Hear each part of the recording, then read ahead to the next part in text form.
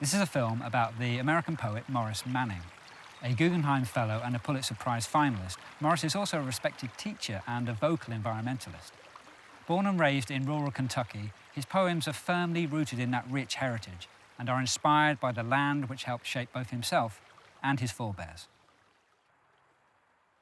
Civilization begins with the land and people having some relationship. And once that relationship between the land and people is established, then from that we get culture. And from the culture we get things like government, religion, literature, arts. And when the relationship between the people and the land is not what it should be, the culture suffers. And we see that right now. I said to some of my students about 2 years ago, when we had just elected the current president, I can't comfort you. I can't change this circumstance. But what you can do, sometime in the next few years, go out and learn to identify 25 trees by their leaf or their bark. Go out and learn to identify 25 songbirds by their song. Just hear it and know that's a wren. That's a yellow-breasted chat. Learn the watershed you live in and the tributaries. And my point was, learning about where you actually live makes you realize that you're supposed to belong to the place where you live. He'll probably come with us. He's about half dog. One of the things that I daydreamed about when I bought this property was that I would be able to operate it as a farm, not for monetary profit, but just to feed myself. Pretty soon I realized I can't do that realistically because previous owners of the property had overgrazed the pastures. And I realized that the main thing I can do here is enrich the soil. And the best way to do that is to let trees grow back where they were originally. The biggest trees around here would have been oaks and poplars and chestnuts. The poplar trees, 3 of us couldn't have put our arms around them. This little tree here, this is one of my favorite little trees. It's called a Carolina buckthorn. And this is a very Kentucky tree. It's called a wahoo tree, and these are the wahoos. See, this will pop open and a little red berry will come out. I'm so happy about this. This is a sugar maple. There were 0 sugar maples on the property when I bought it, and now there are probably 100, 150. They're all about this size, so by the time they really start making shade, I'll be moved on, probably. I have found that having a physical connection to this farm has enriched anything I'd ever try to do with the imagination. This is a tree you don't want to run into. This is a locust tree. And that goes back to something that I think about often, that things that compose nature, trees, hillside, streams, the creatures, wildflowers, vines, those things are all actual and also symbolic at the same time. This is a vine that I often think of an old mountain song called Girl on the Greenbrier Shore. In the year of 92, in the merry month of June, I left my mama and a home so dear to love a girl on the Greenbrier Shore. It's like a living metaphor for certain features of that poem. It's green and attractive, but it's got a thorn. The months went on and the years rolled by and she left me all alone. And I remember what my mother said, never trust a girl on the Greenbrier Shore. What I'm trying to do is partly based in the real and partly based in the symbolic. And when things are going well, you can't tell the difference. That's probably a high goal. This is a newer poem called Walking into the Distance. Midsummer and the path in the woods is dark. I cannot see its end, or rather what I know to be its sudden fading at the fence before an unkempt, lonely field. I cannot see the other end when I look back, midway on the walk I've taken, stepping slowly. There must be something on my mind, but I prefer to notice how the sugar maples have dispersed themselves, the buckeyes and the beech, and soon, though longer for me, the poplars will tower over the other trees. The recurring dream I've had for years is to imagine the great trees, and I've imagined there might be a moral purpose to such a dream. Sensual, decadent beauty presenting itself completely with bugs for music, and a butterfly insanely flapping its dun wings until it snaps back to freedom from the harmless thread a spider left, silently recomposes itself as if nothing symbolic has happened, to float farther into this moment that has forever living in it. I wrote this poem on August afternoon, and I was walking that way, and I just sort of stood outside myself for a moment, and I realized that I was imagining bigger trees. I don't think we can even begin to imagine what this landscape was like originally. One of the nicknames for Kentucky is the dark and bloody ground. And I've often wondered if the dark in that description could have referred to how dark it could have been in the original woods. This is another favorite tree, and one of the few. Look how brilliant this foliage is. This is a beech tree, a very handsome tree, I think. And it has grown considerably since I've owned the property. You can just feel how it wants to get bigger. There goes a deer. I grew up about 17 miles east of here in the town of Danville, and my mother still lives in the house that I grew up in. My father was something of a troubled man.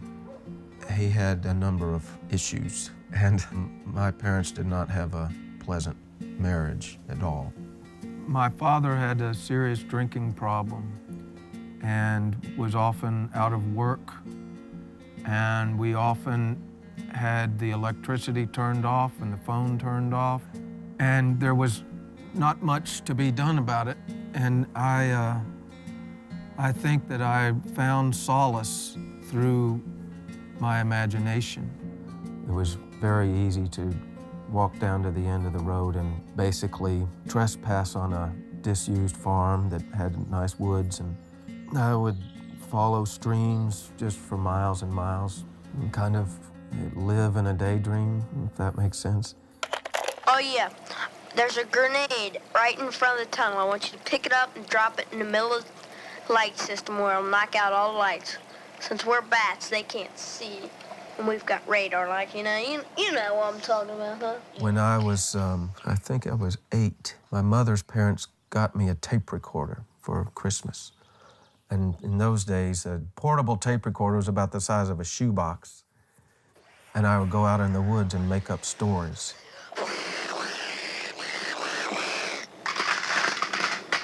This is from WKRC. You're at Hatfield, you're the only one left. Gold leader got tangled with the bomb. Pioneer, fur trapper, adventures in the woods. Time and Life books have now collected all the history of the pigeon bat blitzkrieg.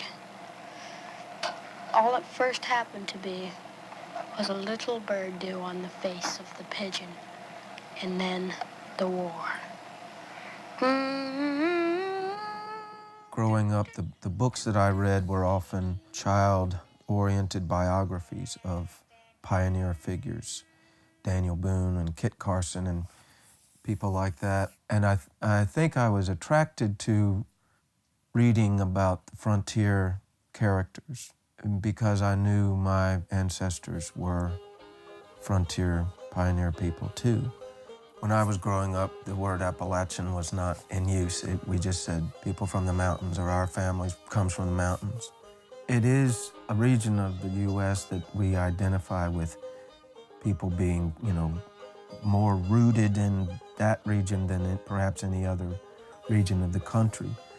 But then I like to think about the early settlers coming into the mountains in the 1780s, and many of them had come because they had been displaced from their real ancestral home in the UK through policies like the clearances and the enclosures of big farms.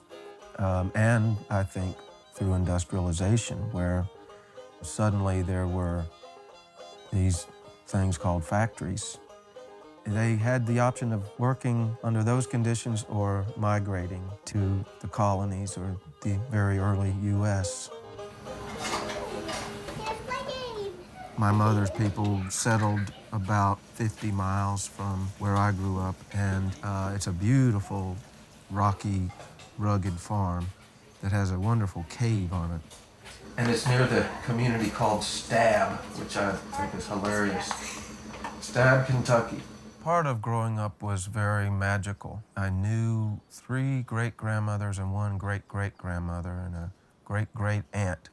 So I felt like I had this built-in library of tales from the old days with my elder female relatives especially.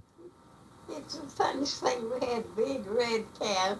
She'd lay her head on her shoulder when she'd come out of the garden and bowl and put the big cucumbers in her mouth, and she'd eat them. This is a track of my great-great-aunt Clara, and I recorded it in May of 1990 when she was 102, and she's telling a story about a red cow that they had. And one day, unfortunately, the cow got in the corn crib and overate, which is called foundering. And the cow died, and turns out the cow had a calf. And she goes on to say that after they had buried the mother cow, that the calf every day went and laid down on its mother's grave. And Aunt Clairette says, at some point she says, "Now what about that? An animal knowing that much?" Animal are knowing that much. And to me, that's just a perfect example of the kinds of things that really inspired me when I was little, that freely she gives animals human features, human characteristics, the way a writer personifies. I think of this little clip as a kind of living poetry. It's not precise grammar, of course, but it's got the music in the phrase. And I'll take the music over the grammatical precision any day. One of the things that I observed about my dad when I was little was he had been raised on an idyllic mountain farm, and they were very self-sufficient. They raised all their own food. And it was, in some ways, the last place he lived where he knew himself in a way that's enriching. And it might sound like an exaggeration, but at some point I just realized there was something wrong in my dad's life. And there were things wrong in my mother's. And I, through perhaps imagination, but also just through actual observation, I remember thinking, well, if they lived in their real home, they would be more complete. And so at some point, I had this intuition that it would be my responsibility to reestablish my family's bond to the land. That is something that I knew when I was 12 years old, something like that. It was just in me to sense that. This is an example of a tree that has just kind of spread itself around since I've owned the property. This is called a pawpaw. And it's too late now, but it gets a green fruit on it that is edible. It tastes a little bit like a banana, and the old timers call these mountain bananas. When my first book was accepted for publication, I realized what a privilege that was. And I told myself, okay, if you start making any money from poetry, I'm going to buy land in Kentucky. I'm going to, make the connection literal. And so that's what I did. But I don't think anybody in this country can make a living strictly as a poet these days. And I've had a college teaching job for about 20 years. In many ways, the things that I'm writing about 20 or 30 years ago, they're the same. I write about the trees and the birds and shadows. But my technique has become, hopefully, more refined, and I really tie that to teaching. If you have to explain metrical feet to a room full of semi-awake 18-year-olds, you have to get inventive. And so I know that teaching has sharpened whatever I try to do with a poem. Now, things kind of get woolly. Through the years, I've realized that I create a landscape in my imagination where the region where I grew up and where I live now and where my family roots are kind of blended together into a kind of unified place. Here, H-E-A-R, here lies Andrew Baker. That's the oldest grave in Kentucky of any relative of mine, and he was born in 1760. And that stone is just sitting in the middle of the woods. Just down the road from this site, a group of environmental folks that I'm part of called the Kentucky Writers and Artists for Reforestation. We were planting trees on an abandoned strip mine site. And as we were leaving, I drove down a gravel forest road, and less than a mile from where we'd planted these trees was a more extensive cemetery where a bunch of my mother's ancestors are buried. And I found it really profound that they had died in the 19th century, and then in the 20th, coal mining comes in and strips this land and left it permanently scarred. And in the 21st century, I just happened to be planting trees on the same ground with the idea that that scar will be repaired. My people sought down, they say, 200 years before the beginning of time, being kicked out of the place where they had been, never to prosper there, only to toil. And here in deep woods and on hills steep and rugged and rocky, they made a hill farm, not to prosper, but in quiet hope to survive, to plant in the ground and feed themselves. And that meant clearing a patch of land, cutting the trees, breaking the dark original canopy in violence to let the sunlight reach the ground. All for a little corn and beans, surrounded by the first beauty. If this was done unthinkingly, without a measure of regret, I do not know. I have my thoughts. We have to live with ignorance, even painfully our own. We also have to imagine the past and believe we come from it, not to undo it, but simply to imagine and therefore belong by opening the ground. And then imagine the shade in summer coming to this place again, and birdsong in the branches of heaven-reaching trees, living ladders stuck in the ground to give the future another rung of its past. The invitation is to climb.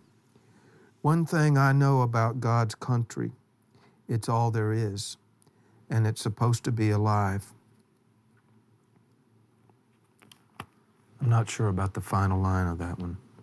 Keep tinkering on it. I like one thing I've learned about God's country, it's all there is. I like that part. And it's supposed to be alive. That's too clunky. And it's supposed. Usually the poem begins with a line that again appeals to my ear. And then I say that line to myself out loud over and over and just kind of get in the groove of the rhythm. And then I sit down and try to kind of push the poem along. So, for instance, planting trees in God's country, most of it came all in the first sitting, but I knew it wasn't where I wanted it to be. And so oftentimes I'll set it aside because I've found that just trying to force something doesn't yield good results. My process of working, as I can show you, sometimes I have to draw a picture to create the visual for what I'm trying to get the words to render. And then I scratch out things. I rearrange and put arrows. I totally cut lines. But I do that all as I'm going through the sort of the first draft. So in a way, I'm writing and revising at the same time.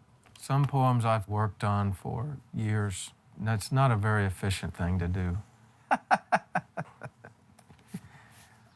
That's another corollary between the natural world and poetry. I think of poetry as a slow art, and I think nature is slow according to our standards. Watch out for roots and stuff like that. It's a little hard to see them.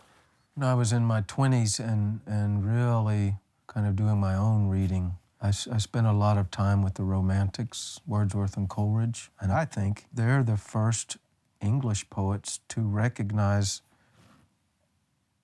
where they live is the source of the poetry.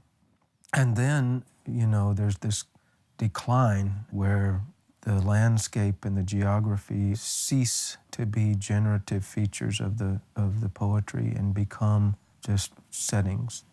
It's like the poems are getting uprooted from their place. But it's also the time when the migration of English folk music into southern Appalachia is happening. This is the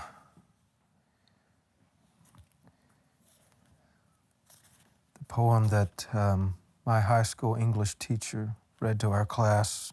It was the first poem I'd ever heard that sounded like it could have been about my family or in the voice of my grandmother.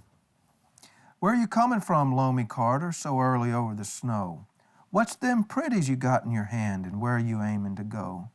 Step in, honey. Old Christmas morning, we ain't got nothing much. Maybe a bite of sweetness and cornbread, a little ham meat and such. But come in, Loamy. Sally Ann Barton's hungering after your face. Wait till I light my candle up. Sit down.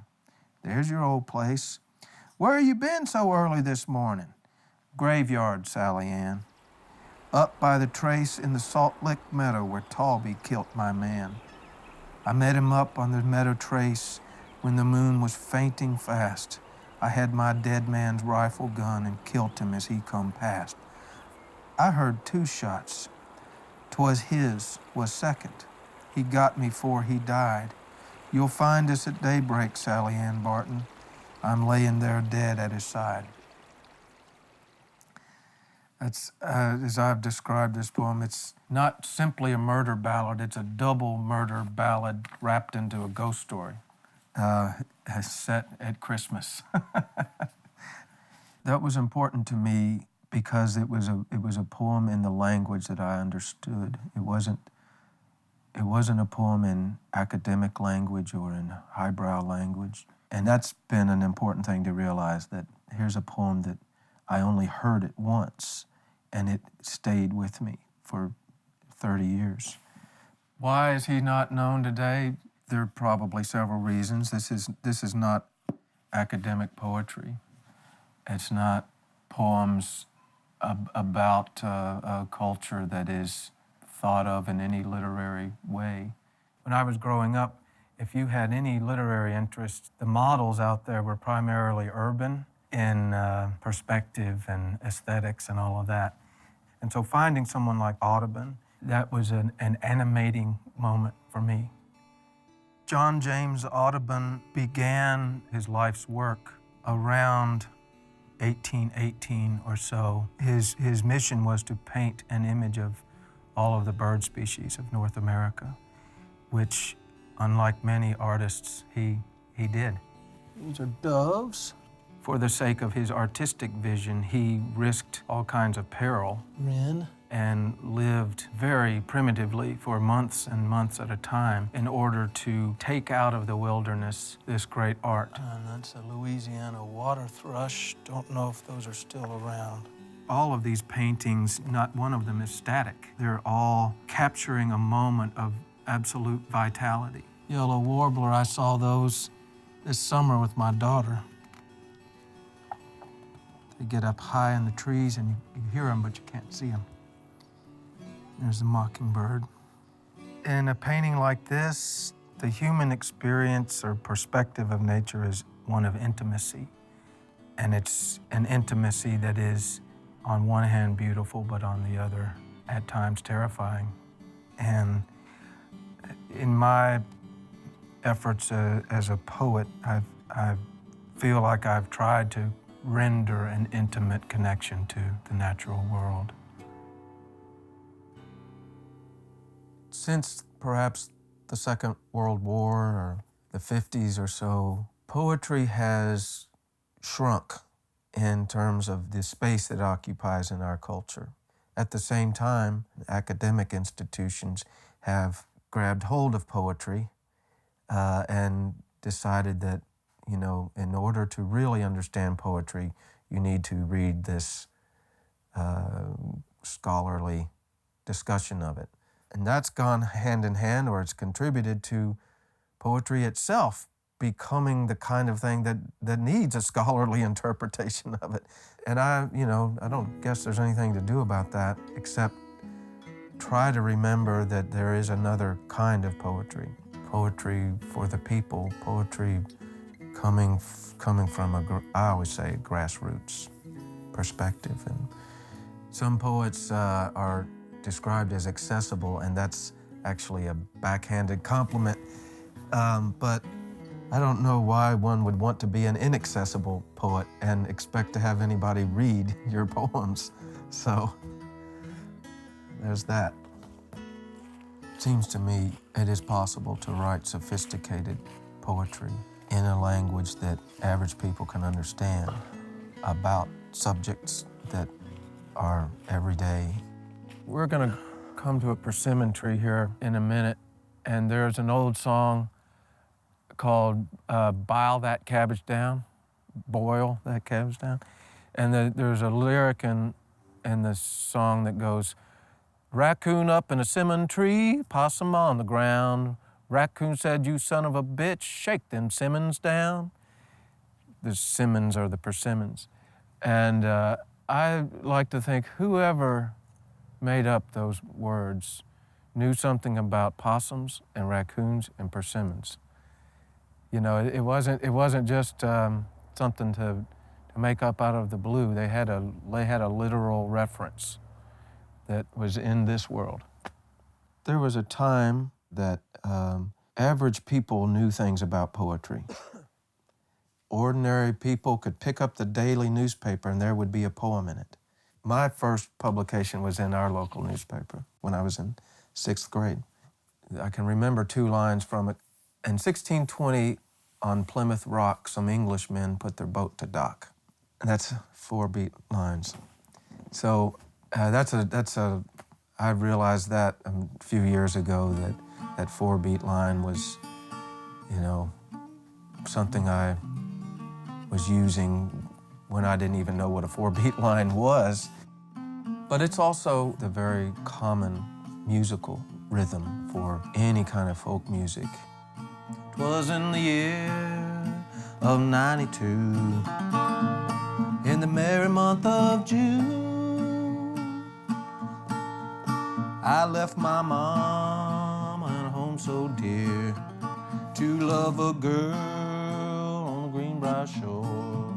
If you go back far enough, say in the 1500s in England, poems that we now read were actually either sung or accompanied by a musical instrument. Don't leave your mom and a home so dear to love a girl on the Greenbrier shore. These features, technical features of poetry that have survived, like meter and rhyme, and some poems that have refrains, repeated lines, those have to be vestiges of when poetry and music were closer together. I was young, I was reckless too, and I craved a reckless life. I love that line very much but I was young and I was reckless too, and I craved a reckless life. It's got that hard consonant sound, the crave and reckless coming very closely together. It makes the song belong to a hard world. Let's see, I missed a verse. Well, the years went on and the years rolled by, and she left me all alone. Now I remember what my mama said, never trust a girl on the Greenbrier shore. For me, music it's always in the background, and I often will steal lines from songs and put them into a poem. I often write poems about someone singing or the quality of sound. I wrote a poem fairly recently called Those Mean Old Number 10 Washtub Blues. It's about listening to rain thumping on a galvanized washtub. Be similar to that. Rain dripping onto the tub turned upside down. And then I was working on that poem out in my little cabin, and fairly soon I heard my neighbor down the road calling in his cows, and I could hear the washtub ringing his voice. He was going, whoop, whoo, whoop, whoo. And I started thinking about how a musical instrument captures the sound and it resonates, and the sense of there being a high, as we say, the high lonesome sound caught in this washtub. This place has a nice resonance.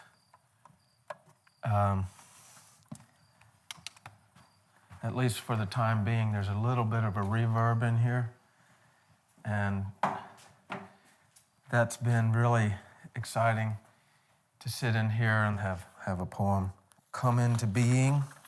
And this was one that did. Everything is a metaphor, even the bent over heads of grass that's gone to seed and the sway they make. Sometimes I turn the washtub over when I think a rain is coming in, to let the rain thump the bottom of the tub, a nice, slow, sleepy sound depending on the rain. I enjoy that kind of truth. The daydream wanders into the light.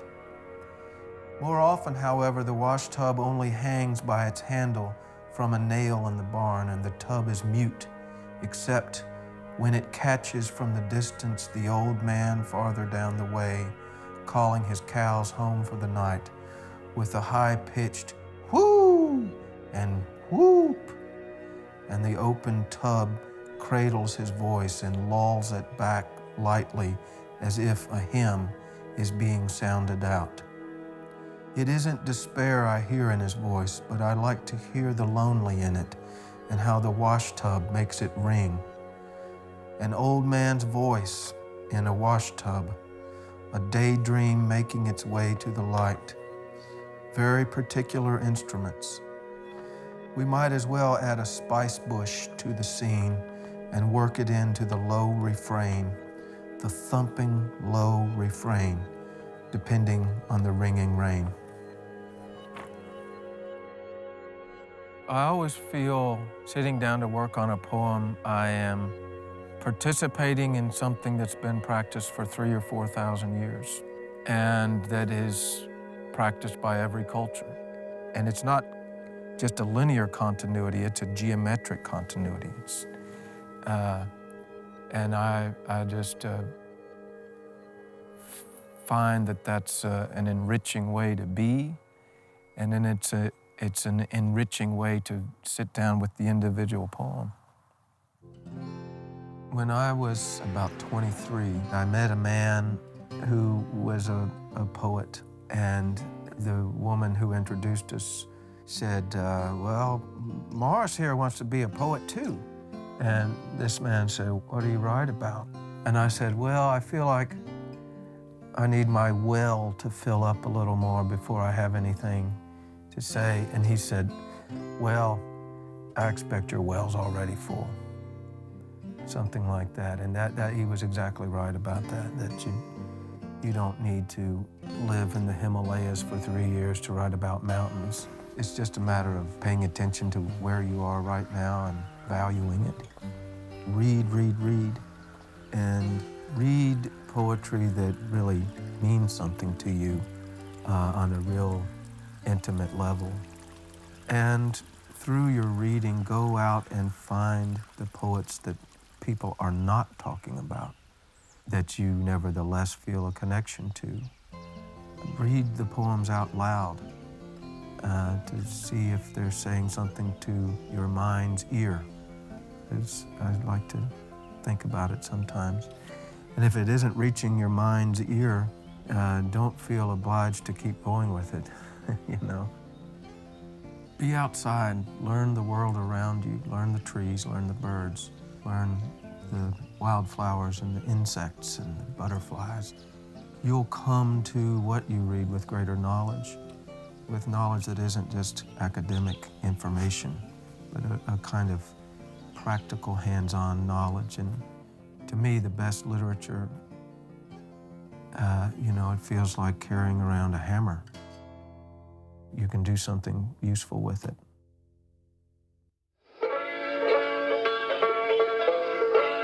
This is a little tune that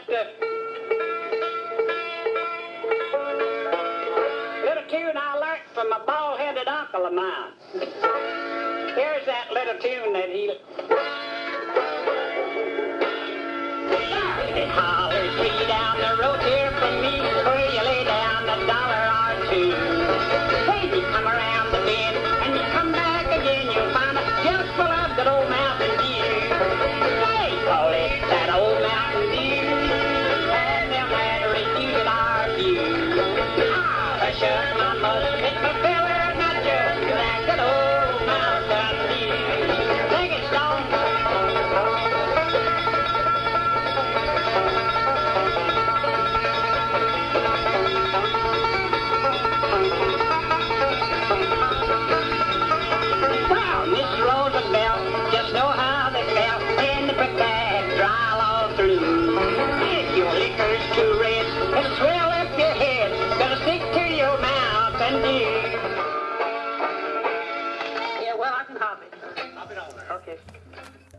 This is one of our persimmon trees.